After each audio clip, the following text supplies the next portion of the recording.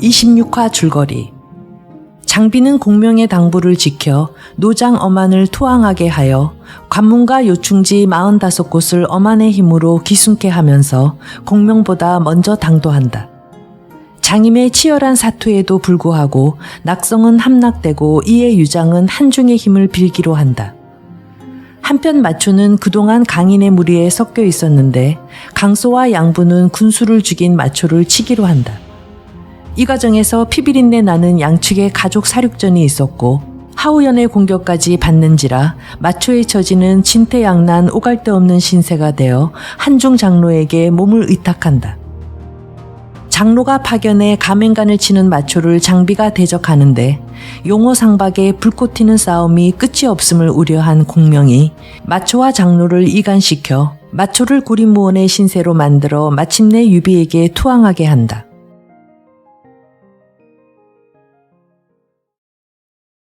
한편 패잔병들이 익주로 되돌아가 유장에게 싸움의 경과를 알리자 그는 크게 놀라 문을 닫고서 나오지 않았다.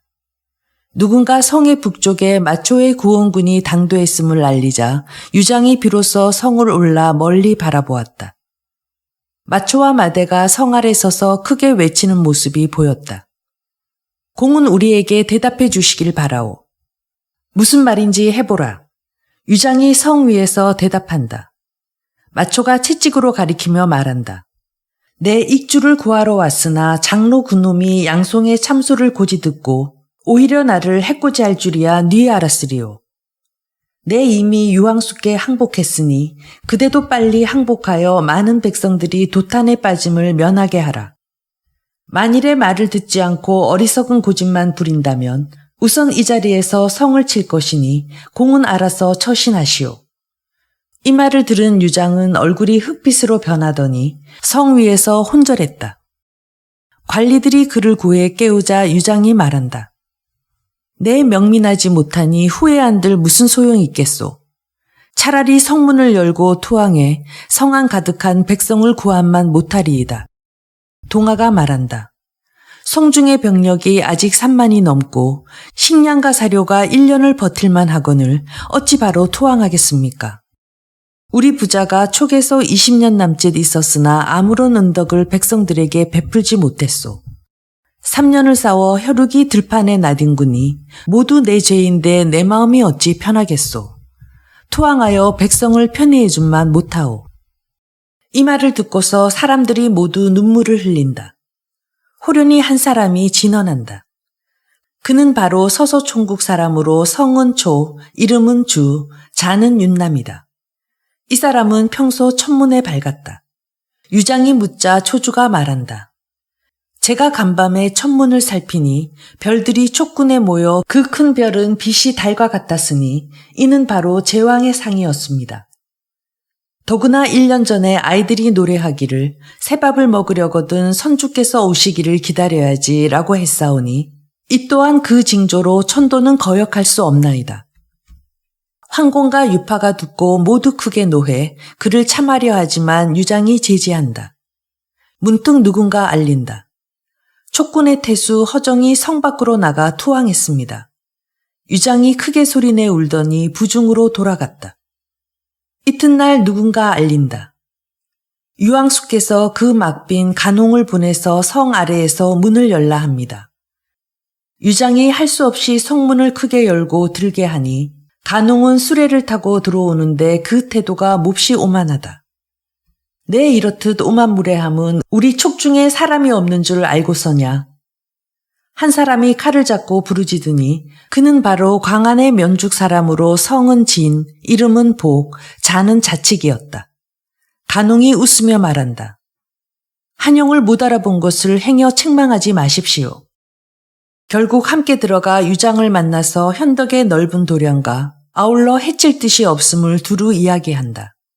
이에 유장이 투항을 결단해서 간홍을 후대했다. 다음날 몸소 인수와 서류를 가지고 간홍과 함께 수레를 타고 성을 나가서 투항했다. 현덕이 영체를 나와서 맞이해 손을 붙잡고 눈물 흘리며 말한다. 내 인의를 행하지 않음이 아니오라 사세가 부득이했어요. 함께 영채로 들어가서 인수와 서류를 인수인계하고 말머리를 나란히 해 성으로 들어갔다. 현덕이 성도에 들어가자 백성들이 향기로운 꽃을 바치고 등불과 촛불을 들고 성문 앞에서 영접한다. 현덕이 공청에 이르러서 당 위에 올라 좌정했다.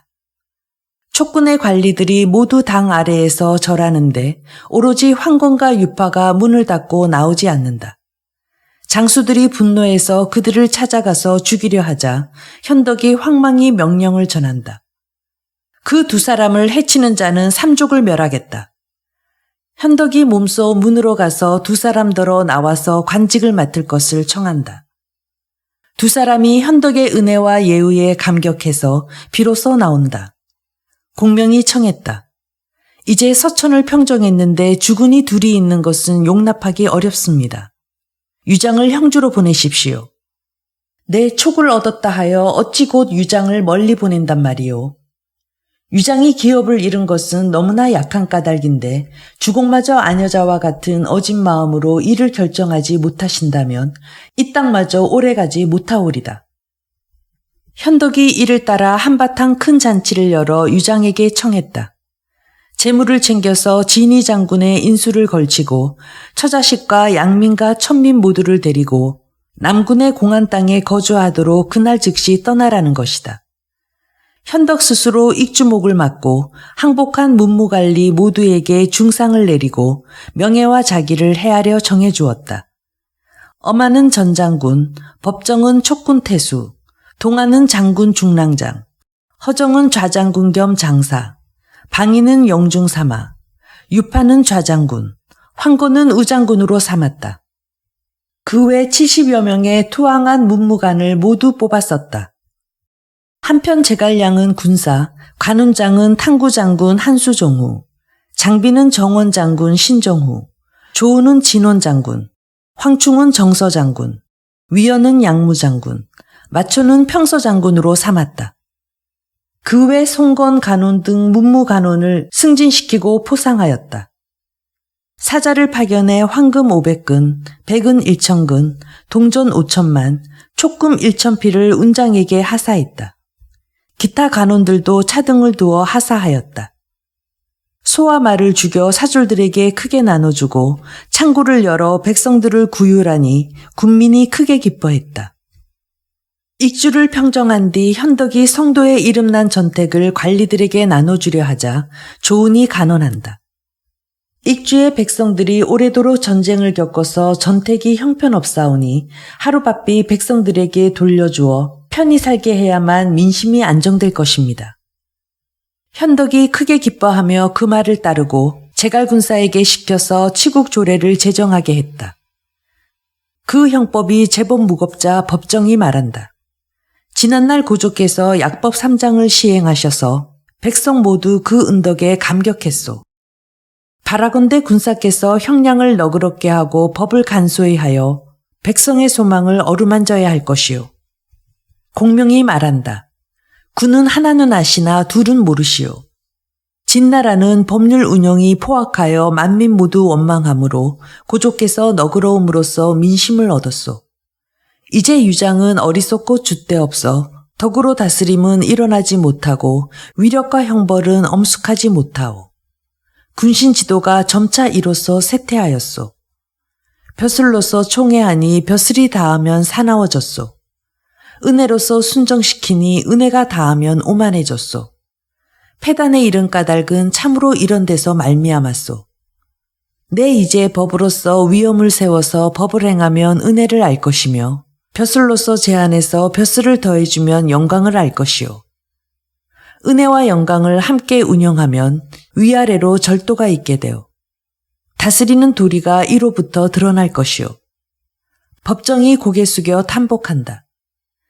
이로부터 군민이 안도하고 41주마다 병력을 나눠 진압과 민심 수습을 하니 모두 평정되었다. 촉군태수가 되자 법정은 평소에 사소한 은혜를 입은 것과 혐의 있었던 일을 모두 보복하였다. 누군가 공명에게 고한다. 효직이 너무 제멋대로이니 좀 말려야겠습니다.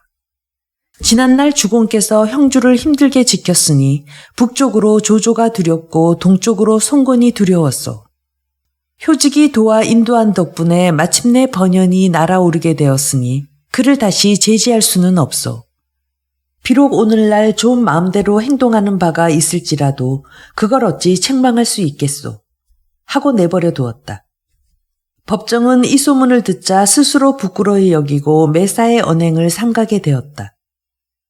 현덕이 공명과 한담하고 있는데 문득 운장이 관평을 보내 그에게 하사한 금백에 대해 살해하러 왔다는 것이다. 현덕이 불러들이자 관평이 인사를 마쳐 서신을 바치며 말한다. 부친께서 마초의 무예가 과인한 것을 아시고서 서천에 들어와 그와 결어서 고아를 가리시겠다고 백부께 아뢰라고 하셨습니다. 운장이 마초와 무술을 견준다면 새가 양립하지 못할 것이기에 내 걱정이요. 하고 현덕이 놀란다. 걱정 마십시오. 제가 직접 글을 써서 회신하겠습니다. 제갈량이 말한다. 현덕은 운장이 성급한 것을 알아 곧 공명에게 지시해 글을 쓰게 해서 관평에게 건네줘 밤낮 없이 형주로 돌아가게 했다. 관평이 형주로 돌아가자 운장이 묻는다. 내가 마초와 겨루고자 하는데 내가 말씀드리지 않았더냐.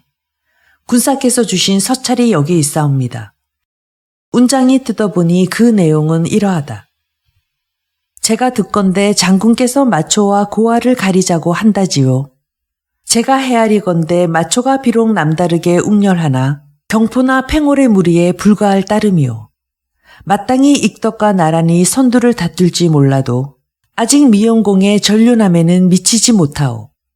이제 공께서 형주를 받으셨으니 이제 공께서 형주를 지키는 그 책무가 무겁지 않을 수 없소.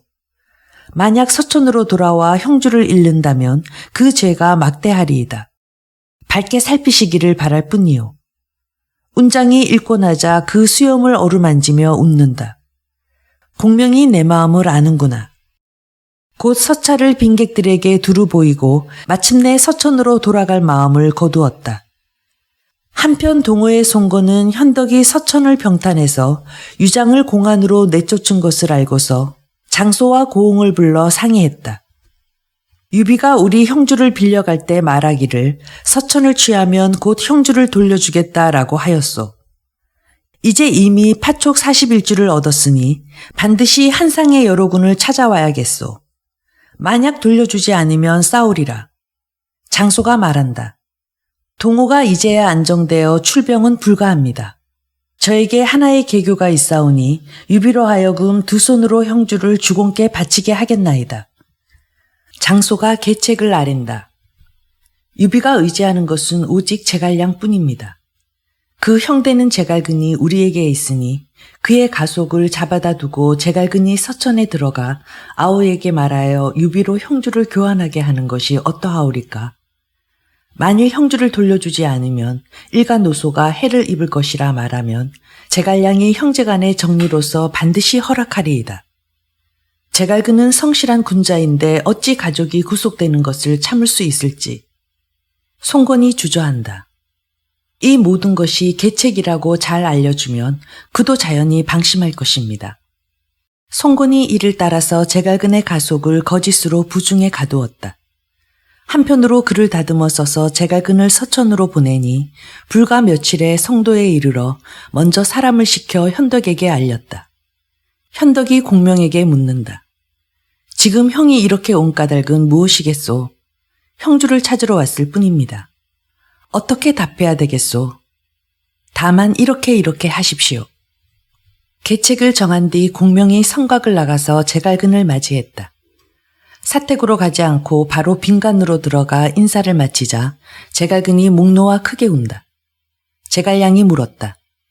형님께서 무슨 일이 있다면 말씀하실 것이지 무슨 까닭에 이렇게 슬피 우십니까?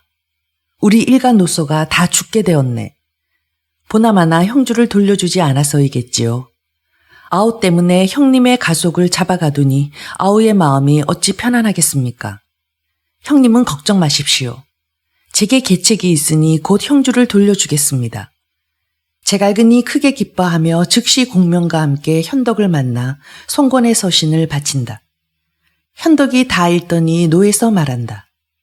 송고는 그 누이를 내게 시집 보내더니 내가 형주의 부재한 틈을 타서 누이를 데려갔으니 인정과 도리를 따져볼 때 도저히 용납할 수 없소.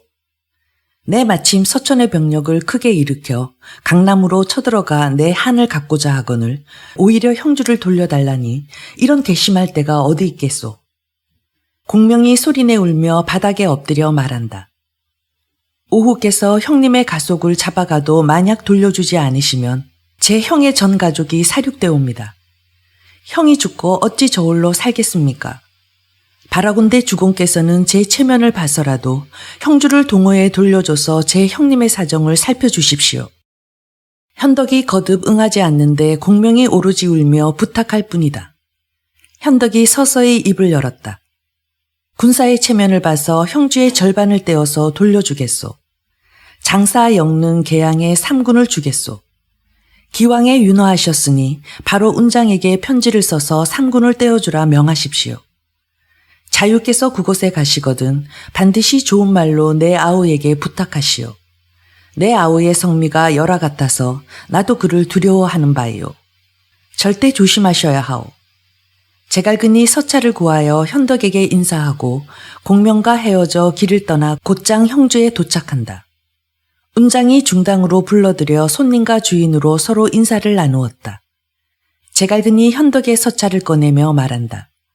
황수께서 먼저 3군을 동호에 돌려줄 것을 허락하셨으니 바라건대 장군은 가까운 시일에 교활해 주셔서 제 주인님을 잘 만나 뵙게 해주시오. 듣고 나자 운장이 대로하여 변색하며 말한다.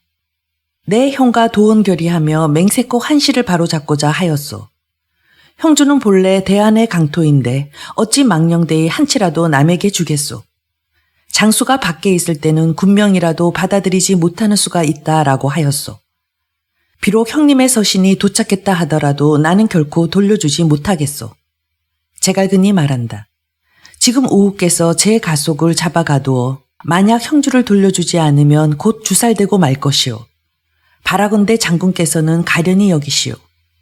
이건 바로 오후에 간사한 꾀이건을 어찌 나를 속여 넘기겠소. 장군은 어찌 이렇듯 면목을 지킬 줄 모른단 말이오. 운장이 왼손으로 칼을 잡으며 거듭 말하지 마시오. 이 칼에 면목이란 게 없소.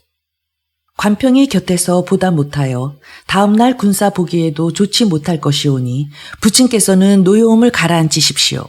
하고 말린다. 내 만일 군사를 생각지 않는다면 당신은 동호로 돌아가지도 못할 것이오. 제갈근은 부끄럽고 창피해서 곧 배를 타고 다시 서촌으로 갔다. 그러나 공명은 제갈근이 다시 올 것을 아는지라 각군을 순시할 겸 자리를 떠난 지 오래였다. 하는 수 없이 제갈근이 다시 현덕을 보고 운장이 명령을 거역할 뿐 아니라 나를 죽이려고까지 하였다 말하니 현덕은 시침을 떼고 말한다. 내 동생의 성미가 워낙 급해서 누구나 말하기가 어렵소이다. 자유는 잠시 동으로 돌아가시오. 내 동천 한중 제군을 얻으면 운장을 동천으로 보내서 지키게 하고 형주는 돌려드리겠소.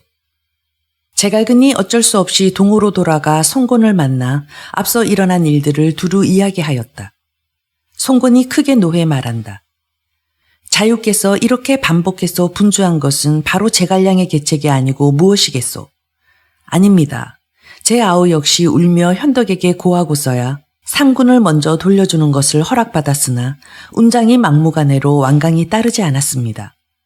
기왕의 유비가 먼저 3군을 돌려준다 말했으니 곧바로 관리를 장사에 엮는 계양의 3군에 보내서 부임시켜서 어찌하는지 보는 게 우선이겠소. 주공의 말씀이 극히 옳습니다. 송곤이 이에 제갈근에게 명하여 그 가속을 데려가게 하고 한편으로 관리를 3군에 보내서 부임시켰다.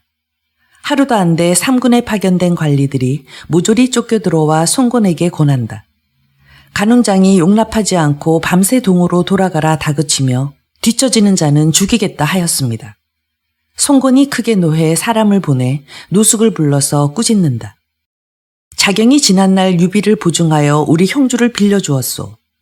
이제 유비가 이미 서주를 차지하고서도 돌려주려 하지 않으니 자경이 어찌 자시하겠소. 제가 이미 계책이 하나 있어 마침 주공께 고하려던 참이옵니다. 송곤이 무슨 계책인지 묻자 노숙이 말한다. 이제 육구에 병력을 주둔한 뒤 운장을 불러서 만나자 청하는 것입니다. 운장이 기꺼이 온다면 좋은 말로써 설득하고 그가 오지 않는다면 뒤따라 즉시 진병하여 더불어 승부를 결판내서 형주를 탈취하면 되옵니다. 바로 내 뜻과 들어맞소. 즉시 행하시오. 감택이 진언한다. 불가합니다. 관운장은 세상에 알아주는 호장이라 호락호락하게 맞설 사람이 아닙니다. 성사되지 못하고 도리어 그에게 해를 입을까 두렵사옵니다. 송곤이 노한다. 그렇다면 형주를 그 어느 세월에 얻겠소. 마침내 노숙에게 명하여 이 계책을 속행하라 한다. 노숙이 송곤에게 고별하고 육구에 도착해 여몽과 감령을 불러 상의했다.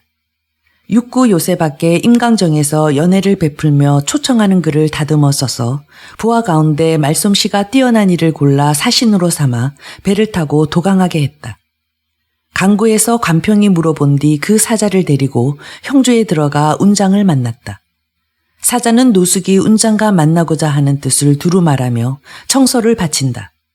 운장이 읽고 나서 그 자리에 온 사람에게 말한다. 자경이 청했다니 내일 바로 연회에 참석할 것이요. 그대는 먼저 돌아가시오. 사자가 고별하고 떠나자 관평이 말한다. 노숙이 부른다면 필시 좋은 뜻이 아닙니다. 부친께서는 무슨 까닭으로 허락하셨는지요? 운장이 웃는다. 내 어찌 모르겠느냐. 이것은 바로 제갈근이 돌아가 송곤에게 보고하며 내가 삼군을 돌려줄 뜻이 없다는 것을 말하자 송곤이 노숙에게 명하여 육구에 둔병한 뒤 나를 자리에 불러 바로 형주를 되찾아갈 셈이다. 내가 가지 않으면 나를 겁쟁이라 말할 것이다. 내일 홀로 작은 배를 타고 다만 10여인을 데리고 칼 한 자루만 차고 참석하여 노숙이 어떻게 나를 대하는지 볼 것이다. 관평이 간언한다. 부친께서 어찌 만금처럼 귀중한 몸으로서 몸소 호랑이 소굴에 뛰어드시겠습니까? 백부께서 형주를 기탁하신 것을 무겁게 여기시지 않는 소위가 아닐까 두렵습니다. 나는 수많은 창칼이 난무하는 가운데 시석이 교차하는 때라도 필마로 종행하여 마치 무인지경에 드나들듯 하였다. 어찌 강동의 쥐떼들을 걱정하겠느냐. 마량도 간언한다. 노숙이 비록 장자의 기풍이 있다 하지만 지금 사세가 다급하니 다른 마음을 품지 말란 법도 없습니다. 장군께서 가벼이 가셔서는 아니되옵니다. 지난날 전국시대 조나라 사람 인상연은 민지의 모임에서 진나라의 군주와 신하들을 아무것도 아닌 듯이 여겼소. 하물며 나는 일찍이 만인을 대적하는 법을 배우지 않았소. 이미 허락했으니 실현할 수 없소이다. 비록 장군이 가시더라도 역시 마땅히 준비가 있어야 합니다. 다만 내 아들에게 일러 쾌속선 열척을 골라 뛰어난 수군 500명을 태워서 강 위에서 기다리게 하겠소. 내가 붉은 길을 들면 바로 강을 건너게 하시오. 관평이 명령을 받들어 준비하러 갔다. 한편 사자가 노숙에게 되돌아가 알리며 운장이 흔쾌히 응낙하여 내일 올 것을 승낙했다고 말한다. 노숙이 여몽과 상의한다. 이제 온다면 어찌해야겠소? 그가 군마를 거느려 온다면 제가 감령과 함께 각각 한 무리 군사를 거느려 강둑 옆에 매복해 신호포 소리에 맞춰 사사를 준비하겠소. 아무 군사 없이 온다면 다만 술자리 뒤에 도부수 50인을 숨겨 연애 도중에 죽이겠소이다. 이렇듯 계책을 정하고 다음날 노숙이 사람을 시켜 강둑에서 멀리 살피게 했다. 진시 뒤에 강물 위로 배 한 척이 오는 것이 보이는데 키잡이와 뱃사람 겨우 몇 사람뿐이다. 한편으로 붉은 깃발이 바람 속에 나부끼며 커다랗게 관자 하나가 뚜렷하다. 배가 점차 강둑에 다가오자 운장이 푸른 두건에 녹색 점포를 입고 배 위에 앉은 것이 보였다. 그 곁에 주창이 운장의 큰 칼을 받들고 있다. 8, 9명의 관서 출신의 커다란 사나이들이 각각 허리에 칼 한 자루씩 차고 있다. 노숙이 놀라 흠칫하며 정자 안으로 영접해 드렸다. 인사를 마쳐 자리에 앉아 음주하며 술잔을 들어 서로 고나나 감히 쳐다보지 못한다. 운장은 웃으며 태연자약하다. 술이 거나해지자 노숙이 말했다. 군우께 드릴 말씀이 있사온데 부디 들어주시기 바랍니다. 지난날 황수께서 저를 시켜 우리 주공으로부터 형주를 잠깐 빌릴 때 서천을 취한 뒤면 곧 돌려주시겠다 약속하지 않았소. 이제 서천을 얻었건만 억지로 형주를 돌려주지 않으니 이러고서야 어디 믿음이 있다 하겠소. 노숙이 책망을 시작하나 운장은 태연히 받아 넘긴다. 이는 국가대사이니 술자리에서 논할 일이 아니오. 저희 주공께서 겨우 구구하게 강동의 땅뿐인데도 기꺼이 형주를 빌려드린 것은 군우님의 무리가 패전에서 멀리 왔기에 아무 근거지가 없는 것을 염려하신 까닭이었소. 이제 익주를 획득하셨으니 형주는 자연히 돌려주셔야 할 것입니다.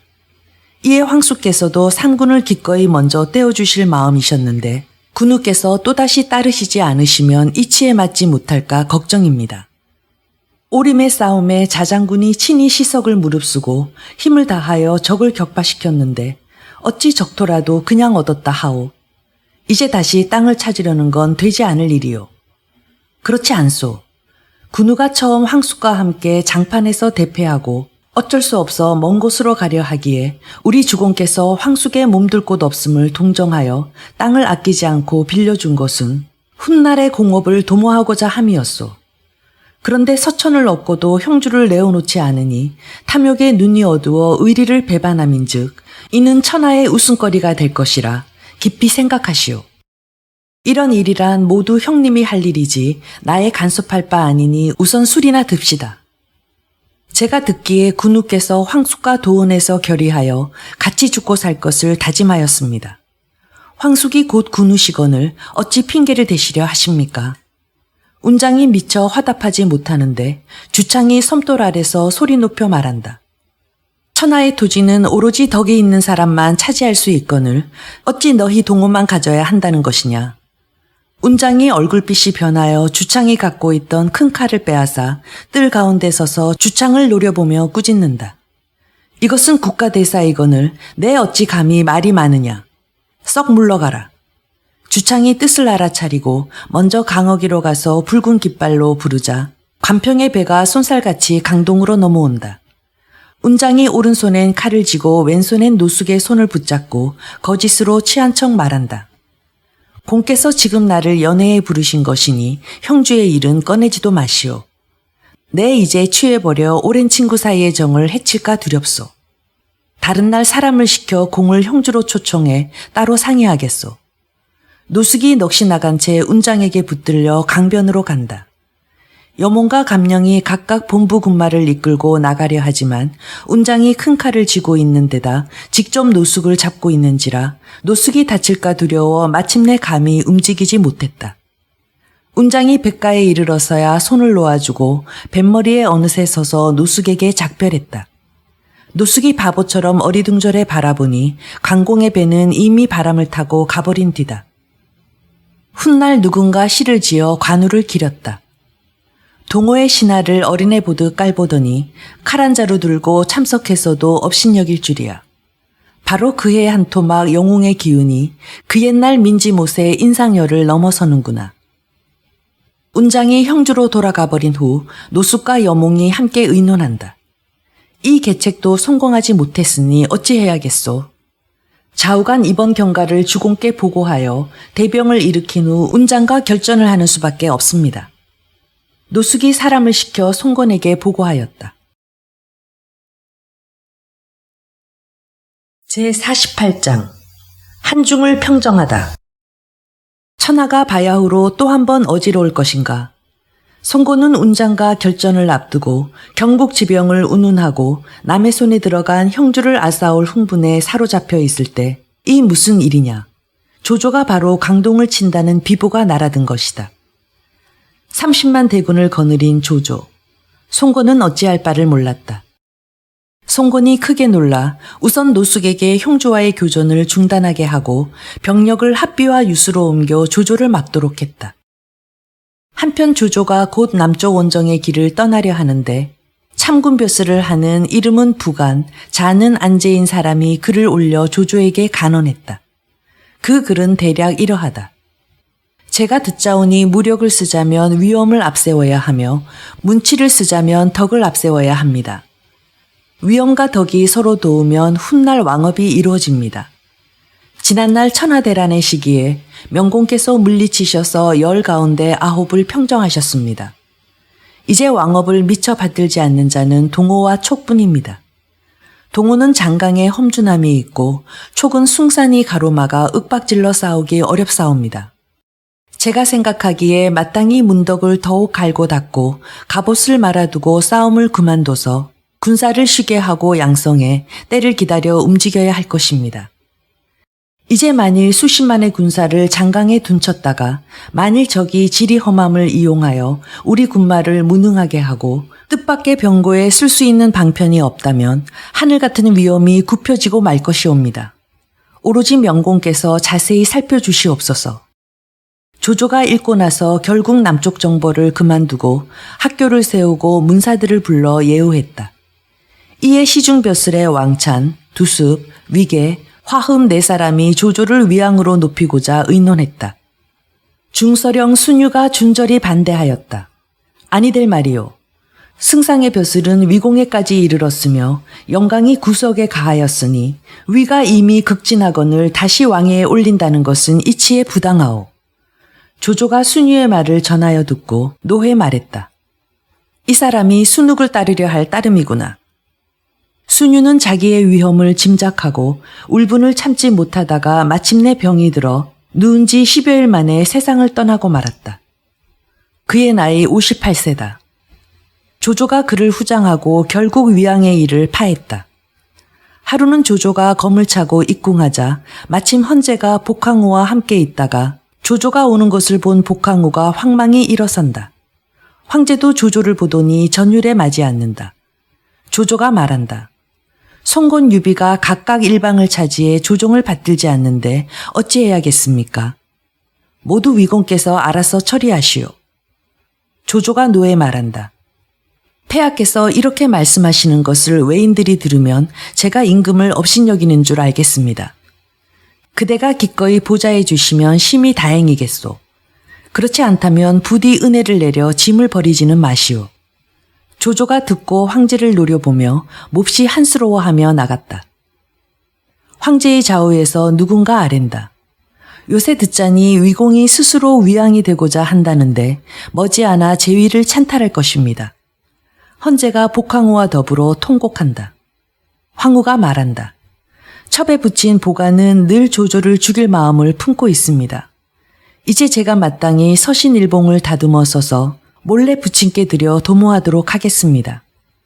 지난날 동승은 기밀을 지키지 못해 도리어 큰 화를 만났소. 이제 다시 누설되면 짐과 그대는 모두 끝장날 것이요.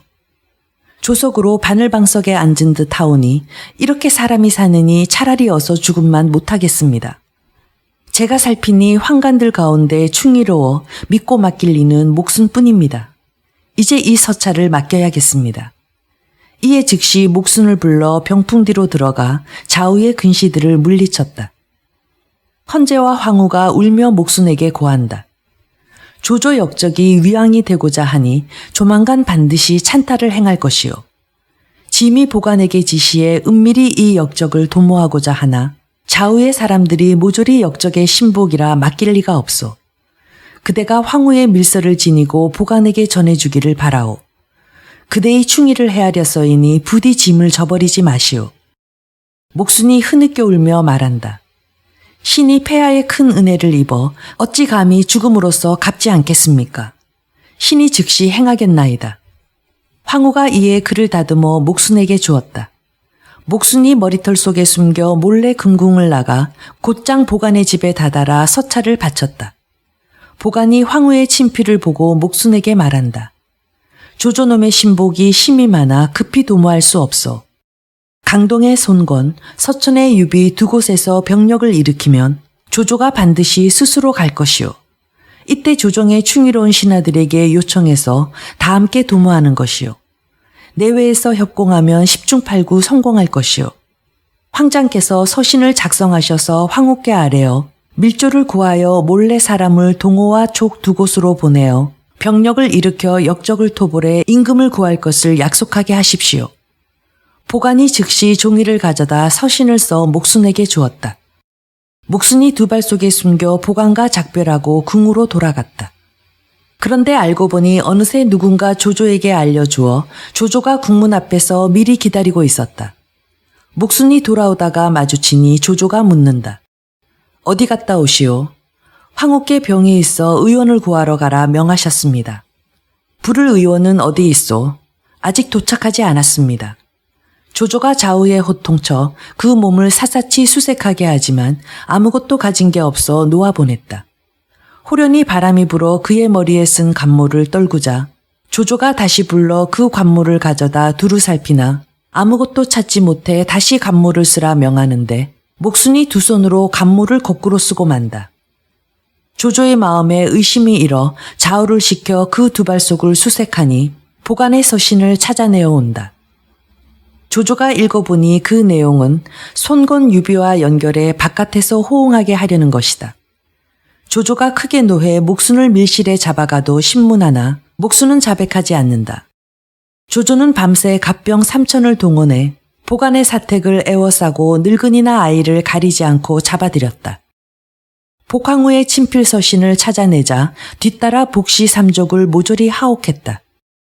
날이 밝자 어린군을 맡은 희려를 시켜 부절을 지니고 입궁하여 먼저 황후의 인장과 인수를 거둬들였다.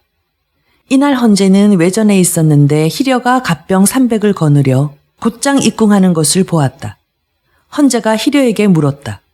무슨 일이오? 위공의 명을 받자와 황후의 인장과 인수를 거두고자 하옵니다. 헌제는 일이 누설된 것을 알고 심장과 간담이 모두 부서졌다. 희려가 후궁에 이르자 복황후가 막 일어선다. 희려가 곧 인장과 인수를 관리하는 사람을 불러 옥새를 꺼내 나가게 했다. 복황후는 일이 누설된 것을 알아채고 정각 뒤 황후 거처한 좁은 벽에 숨었다. 잠시 뒤 상소벼슬의 화흠이 병사 500을 이끌고 후전으로 들어와 궁인들에게 물었다. 복황후가 어디 있는가? 궁인들이 모두 모르겠다고 하자 화흠이 지시해 갑병들이 붉은 문을 두들겨 열어 찾지만 보이지 않았다. 벽 속에 있다고 헤아려 갑사들에게 소리쳐 벽을 부숴 찾게 하였다. 화흠이 직접 손을 놀려 황후의 머리채를 잡아채어 끌어내었다. 황후가 말한다. 제발 내 목숨을 살려주오. 화흠이 질타한다. 내 스스로 위공께 빌어보거라. 황후의 머리가 뜯겨져 맨발인 채 두 갑사에게 붙들려 끌려나갔다. 원래 화엄은 평소 문명이 있어 일찍이 병원 관령과 우정을 쌓았다. 당시 사람들이 세 사람을 한 마리 용과 같다고 칭했다. 화흠은 용머리, 병원은 용의 배, 관령은 용꼬리라 하였다. 하루는 관령과 화엄이 함께 밭에 씨를 뿌리고 김을 매다 황금을 발견하였다. 관령은 호미를 두드릴 뿐 뒤돌아보지 않는데 화엄은 주워들고 바라본 뒤에야 내던졌다.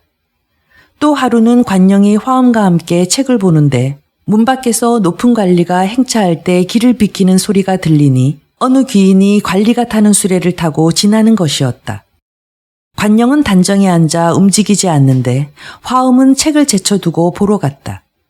관령이 이로부터 화엄의 사람됨을 비루하다 여겨 결국 자리를 갈라앉고 다시는 그와 벗하지 않았다.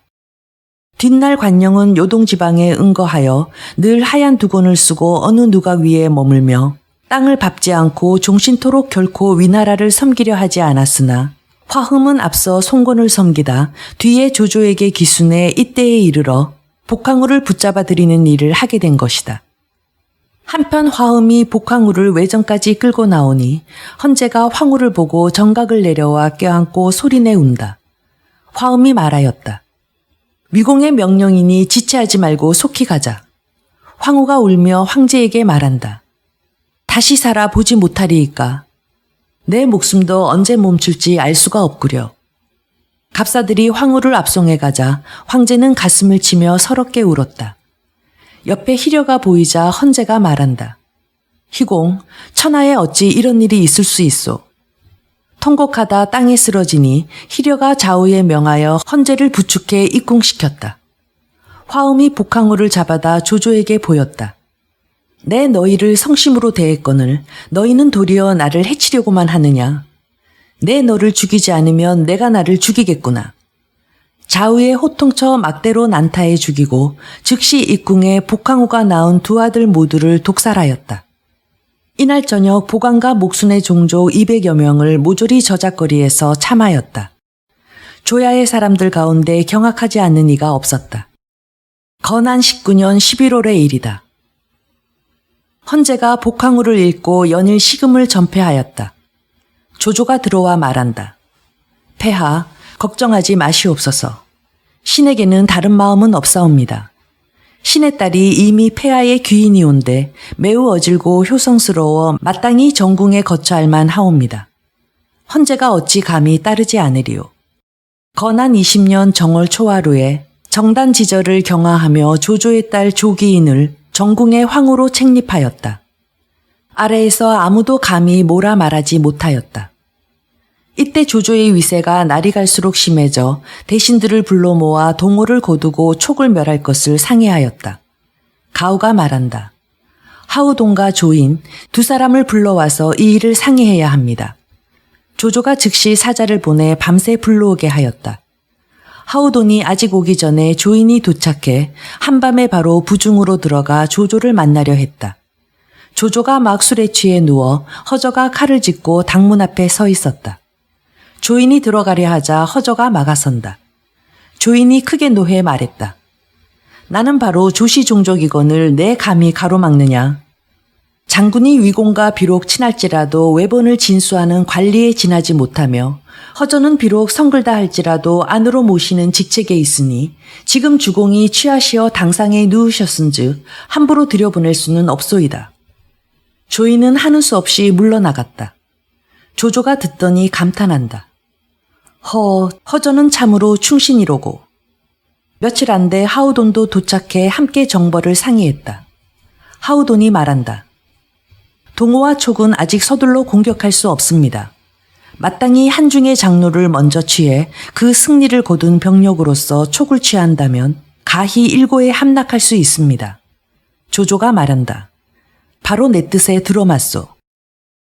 결국 병력을 일으켜 서쪽 정벌에 나섰다.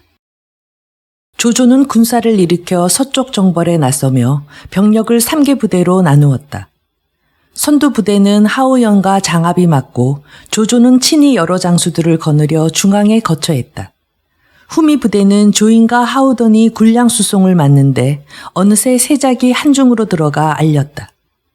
장로가 아우 장이와 더불어 적병을 물리칠 계책을 상의하니 장이가 말하였다. 한중에서 가장 험준하기로 양평간 만한 곳이 없습니다. 양평간의 좌우 상기슭 수풀에 10여 개의 채책을 세워 조나라 군사를 요격해야 합니다.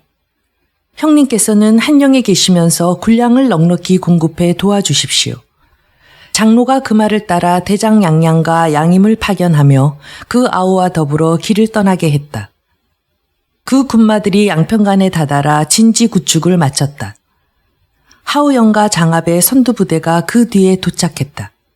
양평간에서 벌써 준비해 놓은 것들을 전해 들은 조나라 군사는 양평간에서 10올이 떨어진 곳에 영체를 세웠다. 이날 밤 군사들이 피곤해 각자 쉬고 있는데 문득 뒤에서 한 줄기 불길이 치솟더니 양양과 양임이 두 갈래 병력을 이끌고 세도의 영체를 공격한다. 하우영과 장압이 급히 말을 탔지만 사방에서 대병력이 몰려들어 조나라 군사가 대패에 물러나 조조를 만난다. 조조가 노해 말한다. 너희 두 놈이 행군한 게 몇 년인데 어찌해서 병력이 멀리 행군에 피곤할 때에는 반드시 적병들이 영체를 습격하는 것을 방비해야 한다는 것을 모르느냐? 어찌하여 준비를 하지 않았느냐? 두 사람을 참해 군법을 밝히려 하자 관리들이 살려주라 고한다. 조조가 다음날 병력을 이끌고 선두를 맞는다.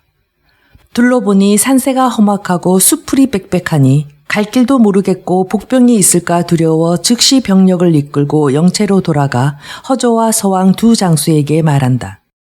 이곳의 지형이 이렇게 험악한 줄 알았다면 틀림없이 병력을 일으키지 않았을 것이요. 허저가 말한다. 병력이 이왕 이곳에 왔으니 수고를 꺼리지 마옵소서. 다음날 조조가 말에 올라 단지 허저와 서왕 두 사람만 데리고 장이의 영체를 보러 갔다. 세필의 말이 산비탈을 지나니 어느새 장이의 채책이 보였다. 조조가 채찍을 들어 멀리 가리키며 두 장수에게 말한다. 이처럼 경고하니 당장 함락시키기는 어렵겠구려. 그 말이 미처 끝나지 못해 배후에서 한바탕 함성이 일며 화살이 빗발친다. 양양과 양임이 양갈래로 나눠 쇄도하니 조조가 크게 놀란다. 허저가 크게 외쳤다. 내가 도적을 맡을 테니 소공명은 주공을 잘 지키시오. 말을 마치고 칼을 들고 앞으로 말을 내달려 힘껏 두 장수에게 맞섰다. 양양과 양임이 허저의 용맹을 당하지 못해 말머리를 돌려서 물러가니 나머지 군사들도 감히 앞으로 나오지 못하였다. 서왕이 조조를 보호해 급히 산비탈을 지나는데 앞쪽에서 또다시 한 무리 군사가 몰려온다. 알고 보니 바로 하우영과 장압 두 장수가 함성을 듣고 군사를 이끌고 도우러 온 것이었다. 이에 양양과 양임을 물리쳐 조조를 구해서 영체로 돌아갔다. 조조가 네 장수에게 큰 상을 내렸다. 이로부터 양측이 대치해 50여일이 흘렀지만 서로 교전하지 않았다. 조조가 군사를 물리라 전령한다. 가오가 말한다. 도적들의 강약을 아직 모르는데 주공께서는 무슨 까닭으로 스스로 물러나려 하시나이까. 내 생각해보니 적병이 매일 방비해 급히 이기기가 어렵겠소. 군사를 물린다는 명분으로 적병으로 하여금 해이해져 무방비하게 만들어 경기병으로서 그 배후를 기습하면 필승할 것이오. 승상의 신기는 가히 헤아릴 수 없나이다. 이에 명령을 내려 하우영과 장압이 병력을 두 갈래로 갈라 각기 경기 3천을 거느려 좁은 길을 따라 양평간 배후를 치러 갔다. 조조도 한편으로 대군을 이끌고 영체를 걷어 군사를 모조리 일으켰다. 양양은 조군의 후퇴 소식을 듣고 양임과 상의해 이 틈에 격파하려 했다.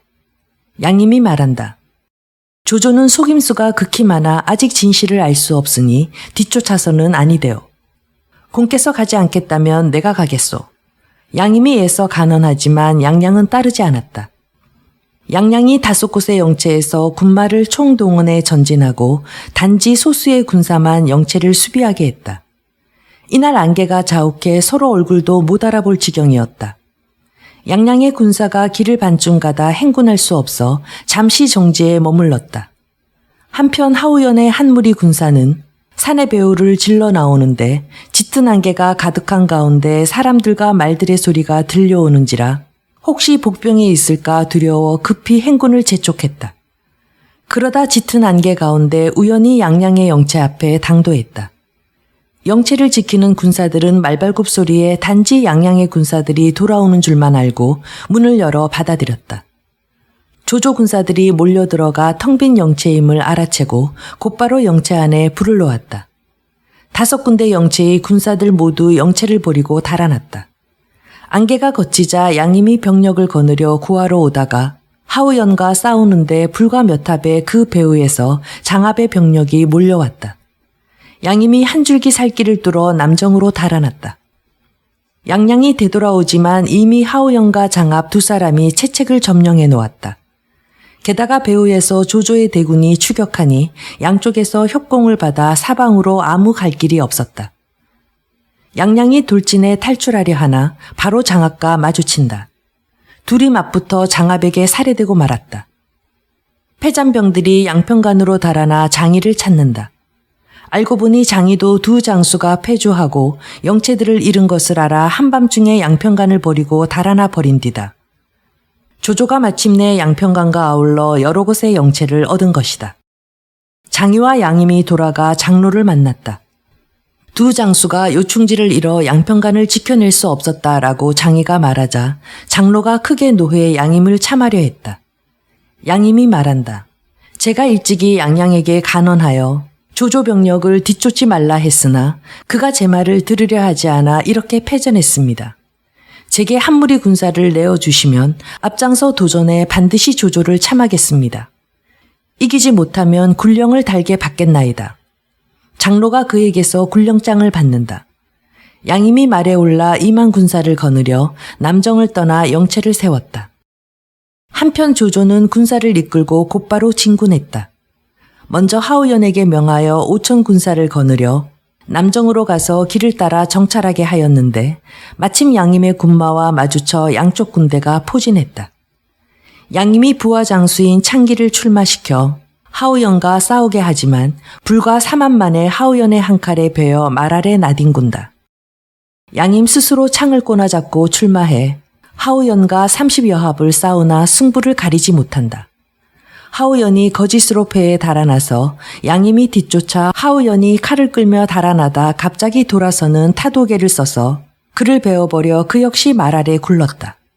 군사들이 대패에 돌아갔다.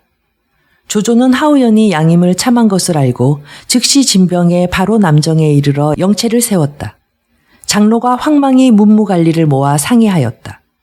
연포가 말한다. 제가 한 사람을 추천하겠사오니 가히 조조수와의 여러 장수를 대적할 수 있사옵니다. 그가 누구인지 장로가 묻는다. 연포가 말한다. 남한의 방덕은 지난날 마초를 따라 주공께 기순해 그 뒤 마초가 서천으로 갈 때 방덕은 와병 중이라 같이 가지 못하였습니다. 현재 그는 주공의 보살핌을 받고 있는데 어찌 이 사람을 출전시키지 않겠습니까? 장로가 크게 기뻐 즉시 방덕을 불러서 후하게 포상하고 1만 군마를 뽑아주어 출전시켰다. 성에서 10열이 떨어진 곳에서 조조 병력과 맞서 방덕이 출마에 도전한다. 조조는 위교 전투에서 방덕의 용맹을 깊이 알았던지라 장수들에게 당부하였다. 방덕은 바로 서량의 용맹한 장수인데 원래 마초 밑에 있었소. 이제 비록 장로에게 의탁하고 있으나 아직 그 마음을 드러내지 않고 있소. 내 이 사람을 얻고 싶으니 그대들은 모름지기 모두 느슨히 싸워 그 힘을 빼놓고 사로잡아야 할 것이오. 장압이 먼저 출전해 몇 합 싸우고 바로 물러났다. 하우연도 몇 합 싸우고 물러난다. 서왕도 서너 합 싸우고 물러났다. 잠시 후 허저가 60여 합을 싸우더니 역시 물러난다. 방덕이 네 장수와 힘껏 싸워도 아무 두려움이 없다. 장수들마다 조조 앞에서 방덕의 무예가 뛰어남을 칭찬했다. 조조가 마음속으로 크게 기뻐해 장수들과 상의한다. 어찌해야 이 사람의 토항을 받겠소? 가우가 말한다. 제가 알기로 장로수와의 모사로서 양송이란 자가 있사온데 뇌물을 극히 탐한다 하옵니다. 이제 가히 몰래 금백을 그에게 보내 장로 앞에서 방덕을 헐뜯도록 만드시면 바로 도모하실 수 있사옵니다. 어떻게 남정으로 사람을 들여보내겠소? 내일 교전에 거짓으로 패해 영체를 버리고 달아나서 방덕으로 하여금 우리 영체를 점거하게 하고서 우리가 도리어 깊은 밤 병력을 거느려 영체를 습격하는 것입니다. 방덕은 분명히 후퇴에 성으로 들어갈 것이오니 이때 말 잘하는 사람을 하나 뽑아 그들 군사로 꾸며 적진에 섞여 바로 입성하게 할 수 있사옵니다.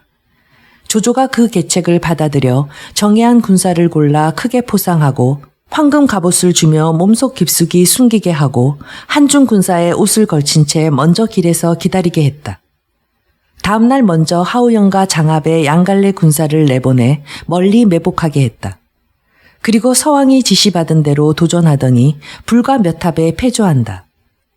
방덕이 군사를 불러 공격하자 조조 병력이 모조리 퇴각했다. 방덕이 조조의 채책을 빼앗아 보니 군량이 극히 많은지라 크게 기뻐하며 즉시 장로에게 소식을 전했다. 한편으로 영체 안에서 연회를 베풀어 경하하였다. 그날 밤 이경 이후 호련히 세 갈래에서 불길이 치솟는데 한가운데에는 서왕과 허저, 오른쪽은 하우연이다. 세 갈래 군마가 일제히 몰려와 영체를 공격한다. 방덕이 미처 방배하지 못해 어쩔 수 없이 말에 올라서 뚫고 나가 성으로 달아난다. 방덕이 즉시 성문을 열게 하고 군사들을 거느려 떼지어 들어갔다. 이때 조조의 세작이 벌써 성 안으로 섞여 들어가서 곧바로 양송의 부중으로 찾아가서 그를 아련해 두루 말하였다. 위공 조승상께서 오래전부터 성덕을 전해 들으시고 일부러 저를 시켜 황금갑옷을 보내 신표로 삼으라 하셨습니다. 게다가 이렇게 밀서를 바치라 하셨습니다. 양송이 크게 기뻐하며 밀서에 쓰인 글을 읽고 나서 세작에게 말한다. 위공께 마음 놓으시라 아래시오. 내 좋은 계책이 있으니 갚아드리겠소. 찾아온 세작을 먼저 돌아가라 떠나보내고 양송은 밤새 장로를 찾아가 말하기를 방덕이 조조의 뇌물을 받아 이렇게 한바탕 싸움을 져준 것이라 했다. 장로가 크게 노해 방덕을 불러 욕하며 꾸짖고 그를 참하려 하였다. 연포가 애써 간언하자 장로가 말한다. 내가 내일 출전하여 이기지 못하면 반드시 참하겠다. 방덕이 한을 품고 물러났다. 이튿날 조군이 성을 공격하자 방덕이 병력을 이끌고 돌격했다. 조조가 허저에게 교전을 명하니 허저가 거짓으로 배에 달아나 방덕을 뒤쫓는다. 조조가 허저에게 교전을 명하니 허저가 거짓으로 배에 달아나 방덕이 뒤쫓는다. 조조가 말을 타고 산비탈에 올라서서 방덕을 부른다. 방영명은 어찌 빨리 항복하지 않는가? 방덕이 깊이 생각한다. 조조를 잡는다면 상장군 1000명을 잡는 것보다 나으리라. 곧바로 산을 내달려 산비탈을 오른다. 하늘이 무너지고 땅이 꺼지듯 큰 소리가 나더니 사람이 말과 함께 자빠져 함정 속으로 굴러 떨어진다. 사방에서 갈고리 달린 줄이 일제히 날아와 방덕을 사로잡아 언덕 위로 압송했다. 조조가 말에서 내려 군사들을 꾸짖어 물리고 친히 결박을 풀어준 뒤 기꺼이 투항하겠는지 방덕에게 묻는다. 방덕이 깊이 생각하니 장로는 어질지 못한지라 참으로 투항하기를 원한다. 조조가 친히 부축해 말을 태워 함께 영체로 돌아가며 일부러 성 위에서 보이도록 만들었다. 사람들이 장로에게 알리기를 방덕이 조조와 나란히 말을 타고 간다고 하였다. 장로가 더욱 양송의 말을 진실이라 여긴다. 다음 날 조조가 세 방향에서 운제를 세워 포를 쏘며 공격하였다. 장로가 보니 형세가 매우 위급해 동생 장희와 상의하였다. 장희가 말한다. 창름과 부고를 모조리 불살라 남산으로 달아나 파중을 수비함이 옳습니다. 양송이 말한다. 성문을 열어서 투항함만 못하옵니다. 장로가 주저하며 결단하지 못하자 장희가 말한다. 불사르고 떠나는 수밖에 없습니다. 장로가 말한다. 내 일찍이 국가에 기순하고자 했으나 아직 뜻을 이루지 못했다. 이제 부득이하게 달아나지만 창릉과 부고는 국가의 소유라 패할 수 없다. 결국 모조리 봉쇄하였다. 이날 밤 이경에 장로가 전 가족을 이끌고 남문을 열어 급히 나갔다. 조조가 추격하지 말라 지시하고 병력을 거느려 남정으로 들어갔다. 창고의 물건들을 온전히 봉쇄해 둔 것을 보고 몹시 어여삐 여겨 곧바로 사람을 파중으로 보내 투항을 권하였다. 장로는 투항하려 하지만 장희가 불응한다. 양송이 조조에게 밀서를 보내 알리기를 곧 진병하시면 제가 내응하겠습니다. 라고 한다. 조조가 밀서를 받고 몸소 병력을 이끌고 파중으로 갔다. 장로의 동생 장희가 병력을 이끌고 나가서 대적하다가 허조와 교전에 결국 베어서 말 아래 뒹굴었다. 양송이 말한다. 지금 마냥 나가시지 않으면 앉아서 죽기를 바라는 것입니다. 제가 성을 지킬 터이니 주공께서 마땅히 친히 죽기 살기로 한바탕 싸우셔야 합니다. 장로가 이를 따르자 용포가 장로에게 간언해 출전하지 말라 한다. 장로가 들어주지 않고 마침내 병력을 이끌고 나가서 적병을 맞이했다. 그러나 미처 싸우기에 앞서 뒤따르던 군사들이 벌써 달아난다. 장로가 급히 물러나니 배후에서 조조 병력이 뒤쫓는다. 장로가 성 아래 이르나 양송이 문을 걸어 잠그고 받아들이지 않는다. 장로에게 아무 달아날 길이 없는데 조조가 뒤따라 붙어서 크게 소리친다. 어찌 조속히 항복하지 않는가? 장로가 이에 말에서 내려 투항하였다. 조조가 크게 기뻐한다. 창고를 불사르지 않고 봉쇄한 마음을 생각해 그를 예우해 진남 장군으로 봉하였다. 연포등도 모두 여로에 봉하였다. 이로써 한중이 모두 평정되었다. 조조가 명령을 전해서 고을마다 태수를 두고 도위를 배치하고 사졸들을 크게 포상하였다. 다만 양송은 주공을 팔아 영예를 구한 죄로 곧바로 저작거리에서 참해졌다. 조조가 동천을 얻자 주부벼슬의 사마의가 진언한다. 유비가 속임수를 써서 유장에게서 빼앗아 아직 촉인들의 마음을 얻지 못했습니다. 이제 주공께서 한중을 얻으셨으니 익주가 흔들리고 있을 것이옵니다. 속히 진병하시어 공격하시면 그들 세력은 반드시 와해될 것입니다. 지혜로운 이는 시기에 맞춰 움직이니 이 기회를 놓칠 수 없사옵니다. 조조가 탄식한다. 사람은 만족할 줄 모르는 것을 괴롭게 여기라 했소. 이미 감숙성 동남부를 얻고도 다시 촉을 바란다는 것이요. 유엽이 말한다. 사마중달의 말이 옳습니다. 만약 지금이라도 지체한다면 치국에 밝은 제갈량이 재상이 되고 삼군에서 용맹이 으뜸인 관우와 장비 등이 장수가 되면 총나라 백성들이 안정이 되고 요충지를 지켜서 마침내 침범할 수 없게 될 것이옵니다. 사줄들이 멀리 원정하느라 노고가 많아 우선 쉬게 해야겠소. 조조는 병력을 움직이지 않았다. 한편 서천의 백성들은 조조가 이미 동천을 취한 것을 전해 듣고 틀림없이 서천을 취하러 오리라 여겨서 하루에도 몇 번씩 놀라고 두려워했다. 현덕이 제갈군사를 불러 상의한다. 공명이 말한다. 제게 계책이 하나 있사오니 조조가 스스로 물러갈 것입니다. 현덕이 무슨 계책인지 묻자 공명이 말한다. 조조가 군사를 나눠 합비에 주둔시킴은 송건을 두려워해서입니다. 이제 우리가 강하, 장사, 계양 3군을 동호에 돌려주며 말솜씨가 뛰어난 사람을 파견해 이해 득실을 두루 이야기해서 동호로 하여금 병력을 일으켜 합비를 습격해 그 형세를 변동시키면 조조는 필시 병력을 종돈해 남쪽으로 향할 것입니다. 누구를 사자로 보내야겠소? 이적이 말한다. 제가 가겠습니다. 현덕이 크게 기뻐하며 곧 글을 작성하고 예물을 갖춰 이적에게 명하여 먼저 형조로 가서 운장에게 알리고 그 뒤 동호로 돌아가도록 했다. 이적이 말릉에 도착해 송건을 찾아가 먼저 자신의 이름을 전한다. 송건이 이적을 불러들여 인사를 마치고 물었다. 그대는 여기 무슨 일로 왔소? 지난번 노숙계 장사 등 3군을 취하는 것을 승인했으나 제갈군사께서 부재하신 탓에 떼어드리지 못했기에 이제 문서를 전해드려 송환하고자 하옵니다. 함께 가지고 있는 형주의 남군 영릉도 본래 돌려드리려 했으나 조조가 동천을 습격해 빼앗는 바람에 관장군께서 몸둘 곳이 없게 되었습니다. 이제 합비가 공허하니 바라건대 군우께서 출병해 그곳을 쳐서 조조로 하여금 병력을 남겨 남쪽으로 돌아오도록 해주십시오. 우리 주공께서 동천을 빼앗게 되신다면 반드시 형주의 모든 지역을 돌려드릴 것입니다. 그대는 우선 관사로 돌아가 계시오. 내게 상의할 틈을 주오. 이적이 물러나자 성곤이 여러 무사들에게 계책을 물었다. 장소가 말한다.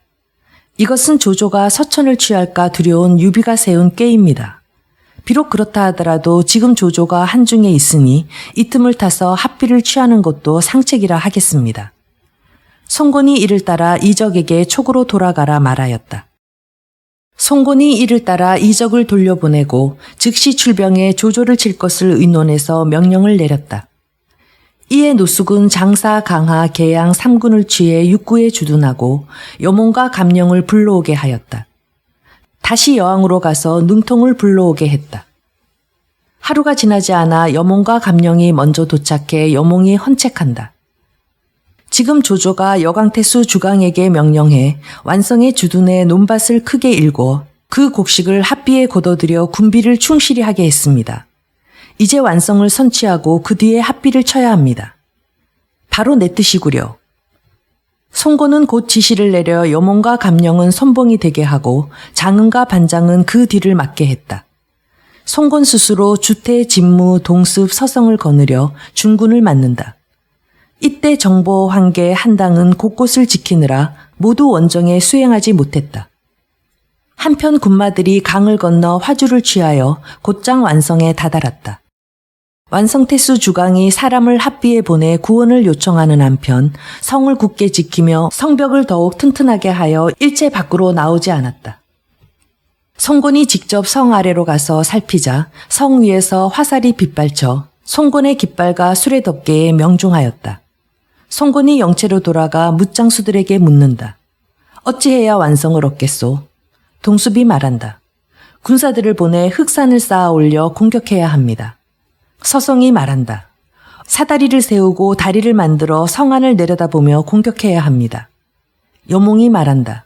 이런 방법들은 모두 시간이 걸려 이루어지니 만약 합비의 구원군이 몰려오면 도모할 수 없습니다. 이제 아군이 처음 당도에 사기가 바야흐로 날카로우니 바로 이 날카로운 기세를 타고 힘껏 공격해야 합니다. 내일 해뜰녘의 진병에 오시에서 미시 사이에 성을 깨뜨려야 합니다. 송곤이 이를 따라 다음날 오경에 식사를 마쳐 3군이 크게 진격했다. 성 위에서 화살과 돌이 일제히 쏟아졌다.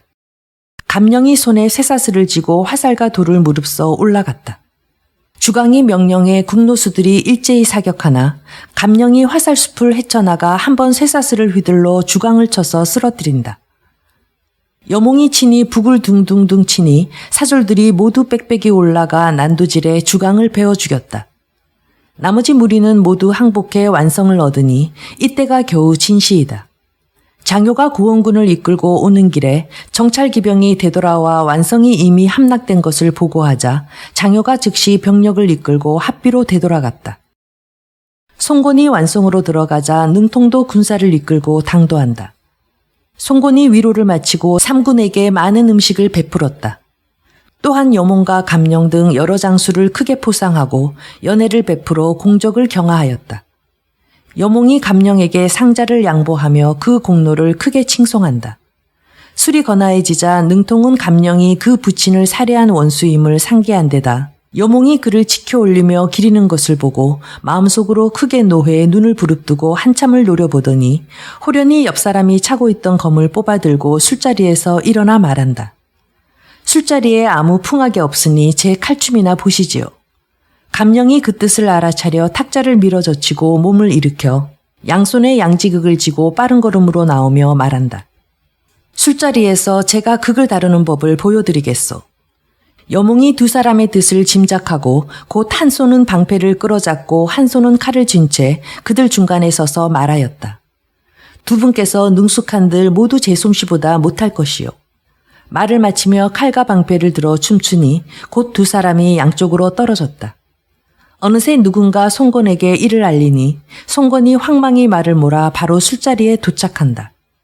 송건이 달려온 것을 본 장수들이 비로소 제각기 무기를 내려놓았다. 송건이 말한다.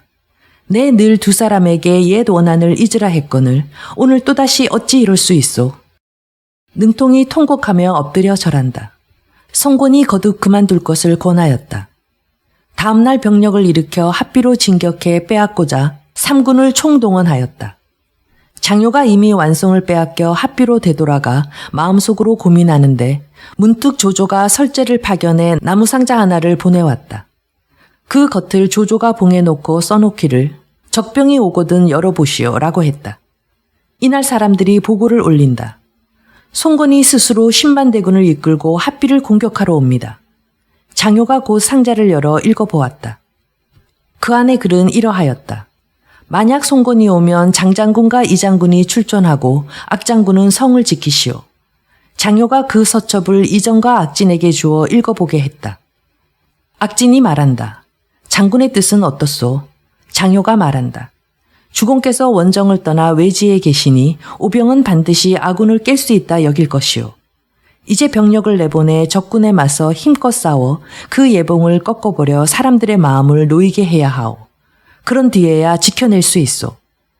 이전이 평소 장효와 화목하지 못해 장효의 이런 말을 듣고도 묵묵히 답하지 않는다. 이전이 말하지 않자 악진이 이야기한다. 도적은 많고 아군은 적으니 나가서 맞서기 어렵소.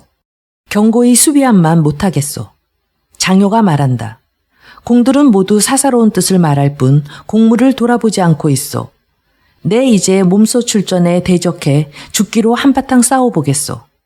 이전이 개연히 일어나며 말한다. 장군께서 이러시다면 제가 어찌 감히 사사로운 마음으로 공물을 망각하겠소. 바라건대 장군의 지휘를 따르고 싶소이다. 장효가 크게 기뻐 말한다. 기왕에 늦게나마 서로 돕게 되었으니 내일 한 무리 군사를 거느려 소요진 북쪽에 매복하시오. 오나라 군사가 몰려오기를 기다려서 먼저 소사교를 끊어놓고 내가 악문경과 함께 공격하겠소. 이전이 명령을 받들어 군사를 동원해 매복하러 갔다. 한편 송건은 여몽과 감령에게 명하여 선두대열을 맡도록 하고 자신은 능통과 더불어 중군에 거처했다. 나머지 장수들도 속속 출발하여 합비를 향하여 왔다. 여몽과 감령의 선두부대가 진격해 바로 악진과 맞닥뜨렸다. 감령이 출마해 악진과 맞붙어 불과 몇 탑을 못 싸워 악진이 거짓으로 패조한다. 감령이 여몽을 불러 일제히 추격했다. 송건은 제2대에 있다가 선두부대가 승리를 거둔 것을 전해 듣고 행군을 재촉해 소요진 북쪽에 다다르는데 호련히 연주포 소리 들리더니 좌측은 장효의 한 무리 군사가 우측은 이전의 한 무리 군사가 내달려왔다. 송건이 크게 놀라 서둘러 사람을 시켜 염원과 감령도로 돌아와 구원하라 하지만 장효의 군사가 먼저 이르렀다. 능통의 수하들은 겨우 300여 기병이라서 산을 뒤덮은 조군의 세력을 당하지 못한다. 능통이 크게 외친다. 주공, 어찌 속히 소사결을 건너지 않으십니까? 말이 미처 끝나기 전에 장효가 1천여 기병을 이끌고 앞장서 내달려온다. 능통이 몸을 돌려 죽기로 싸우고 송곤은 말을 내달려 다리에 오르지만 다리 남쪽이 이미 한 길 넘게 잘려나가 판자 한 조각도 없다. 송곤이 놀라 손발을 가누지 못한다. 부장 공리가 크게 외친다. 주공, 잠시 말을 물린 뒤 다시 내달려 다리를 건너뛰십시오. 그제야 송건이 말머리를 돌려 다리에서 3장이나 물러나섰다가 다시 말굽비를 제키며 한번 채찍을 들어치니 말은 앞다리를 번쩍 쳐들고 뒷다리로 땅바닥을 무섭게 찼다. 송건의 몸은 나는 듯이 어느덧 다리 저편으로 건너섰던 것이다. 송건이 다리 없는 공간을 뛰어넘어 위기일바를 피하니 이미 저편에서는 서성과 동습이 배를 저어 맞이하러 왔다. 능통과 공리는 장효의 군사를 막고 감령과 여몽은 이를 구원하러 군사를 이끌고 달려오는데 악진이 뒤에서 쫓고 이전이 앞을 가로막아 오나라 군사는 절반이나 없어졌고 능통이 거느리던 300여 명도 무참히 죽으니 능통조도 많은 상처를 입은 채 다리를 향하여 세도하였으나 벌써 다리는 끊어진 후였다. 하는 수 없이 강물을 따라 달아나는데 송건이 배에서 바라보다가 속히 배를 저어라. 동수백에 명령하여 언덕에서 능통을 맞이하여 배에 태웠다. 여몽과 감령은 겨우 하남으로 혈로를 열고 달아났다. 이 일진 싸움에 강남병들은 거의 전멸에 이르고 말았다. 그 후 장효의 이름만 들어도 울던 아이가 울음을 멈추었다는 말까지 전해온다. 장수들이 송곤을 보호해 영체로 돌아갔다. 송곤이 이에 능통과 공리에게 크게 상을 내리고 군사를 거둬 유수로 돌아가 선박을 정돈해 수륙 양면으로 나란히 진군할 것을 상의했다. 한편으로 강남으로 사람을 돌려보내 인마들을 일으켜 싸움을 도우라 했다.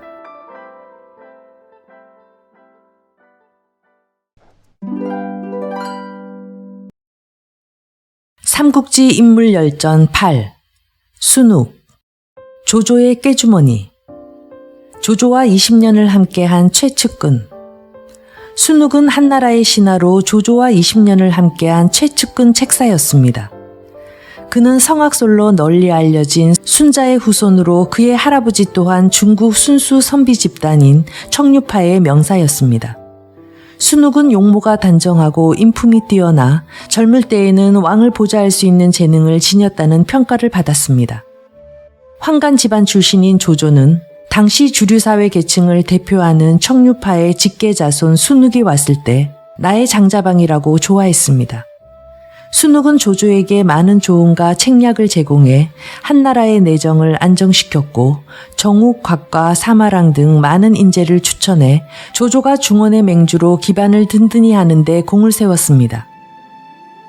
조조를 선택한 한나라 신하 순욱은 동탁이 소제를 패하고 헌제를 황제로 올리던 때 수국령이라는 관직을 시작합니다. 하지만 동탁의 전행을 보다 못해 외직을 자청했고 급기야 관직을 버리고 고향 영천으로 갑니다. 그는 마을 사람들에게 정변이 일어나면 영천은 사방에서 공격받는 가장 위험한 곳이 되니 빨리 피난 가라고 알려줍니다. 그때 기주를 다스리던 한복이 순욱을 자신의 책사로 초빙합니다. 하지만 순욱이 기주에 도착했을 때 한복은 이미 원소에게 제압당한 뒤였습니다. 원소도 순욱을 초빙했지만 그는 원소는 그릇이 작은 소인배라며 함께하지 않고 조조를 찾아갑니다. 순욱이 최대 세력을 갖고 있던 원소를 뒤로하고 조조를 선택한 것에는 이유가 있습니다. 당시 한 황실이 추락해 재구실을 못하자 전국 곳곳에 도적이 들끓었고 각지 군벌들은 세력을 확장하려고 분란을 일으켰습니다. 그러다 보니 황실의 전횡을 일삼는 동탁을 그 누구도 제지하지 못하는 실정이었습니다. 이런 상황에서 조조는 작은 세력이지만 역적 동탁을 멸하기 위해 노력하고 있었습니다. 순욱은 그런 조조를 한 황실에 충성심이 있는 사람이자 도리와 예를 지켜 한나라를 보좌할 사람이라고 판단했습니다. 순욱이 조조를 선택한 이유는 자신의 명예와 성공이 아니라 한나라 황실의 부흥이었습니다. 조조의 장자방, 한나라의 장자방. 순욱은 세력이 약한 조조가 정치적 정당성과 명분을 갖도록 천자를 모시자는 제안을 합니다. 당시 천자인 헌제는 전란에 이리저리 떠도는 신세였습니다. 헌제는 강력한 세력을 갖고 있던 원소에게 몸을 맡기려 했지만 원소는 이제 한 황실의 부흥은 어렵다. 괜히 헌제를 모시면 행동에 구애를 받을 것이다 라며 거부합니다. 반면 순욱은 천자를 모시면 많은 호족과 군웅들의 마음을 잡고 그들을 복종케 할 수 있다며 조조를 설득합니다. 조조는 순욱의 건의를 받아들여 허도를 수도로 삼고 헌제를 모십니다. 헌제를 등에 업은 조조는 정치적 명분상 중원의 어떤 제후보다 당당한 위치에 올라서게 됩니다. 나아가 원소를 제압하고 승상의 즉위에 올라 중원 최고 강자로 부상합니다. 이후 조조는 모든 군사와 정사를 순욱과 상의했습니다. 한밤중에 순욱을 찾아 술을 함께 마실 정도로 그를 신임했습니다. 또 만세 정후의 직책을 내리고 자신의 딸을 순욱의 장남인 순웅과 결혼시킵니다. 조조에게 순욱은 사돈을 맺어서라도 붙들고 싶은 인재였습니다. 끝까지 한나라의 충신으로. 조조는 세력이 커지고 주위에 인재가 몰려들자 더 높은 자리를 차지하고 싶어 했습니다. 한편으로 순욱을 중심으로 한 한나라 선비들의 눈치를 보고 있었습니다. 이런 조조의 심중을 파악한 동소라는 신하가 조조에게 왕의 자리에 앉으라고 부축입니다. 옛날부터 지금까지 신하로서 승상처럼 공을 세운 사람은 많지 않습니다. 승상께서 역적을 소탕하시고 한나라 황실을 다시 일으켰으니 보통 재상들과 같은 반열에 계실 수는 없습니다. 위공의 칭호를 받으시고 9가지 특권을 더해야 합니다. 조조는 이 말을 듣고 기분이 좋아서 표정 관리를 하고 있는데 순욱이 반대합니다. 안 됩니다. 승상께서는 의로운 군대를 일으켜 황실을 바로잡으셨습니다. 황실에 더욱 충성하시고 겸양하는 마음을 지니고 백성들을 어루만지셔야 합니다. 뜻밖의 상황에 조조는 얼굴빛이 변했고 화가 나 아무 말도 하지 않았습니다. 그러나 동소는 모든 신하가 원하는 일을 순욱 한 사람의 의견만으로 막을 수 없다며 황제에게 상소를 올립니다. 순욱은 탄식을 했고 도끼를 품은 조조의 마음에서 멀어졌습니다. 조조는 위나라의 왕이 된 후 40만 대군을 일으켜 송건을 치러가면서 사람을 시켜 순욱에게 함께 가자고 합니다. 순욱은 따라가면 조조에게 죽음을 당하리라는 것을 알고 있었기에 아프다는 핑계로 나가지 않습니다. 그러자 조조는 승상 조조가 순욱 대인께 드립니다 라고 쓴 빈 그릇 하나를 보냅니다. 그 그릇을 본 순욱은 죽으라는 뜻임을 알아채고 그 그릇에 독약을 타서 마십니다. 순욱은 50세의 나이로 세상을 마감합니다. 충신이 없는 나라는 망하고야 만다. 조조는 순욱이 죽은 다음 해 위나라의 왕이 됐습니다. 그리고 순욱의 자리는 사마이가 대신합니다. 조조가 죽고 조비, 조예를 거치면서 조씨의 위나라는 점차 사마이와 그의 아들들에게 권력을 빼앗기고 265년에 멸망합니다. 조조가 수십 년간 전쟁터를 누비며 만든 왕조의 기틀이 불과 55년 만에 무너진 것입니다. 조조가 순욱의 말대로 위대한 재상으로 남았다면 위나라의 수명이 더 길었을 겁니다.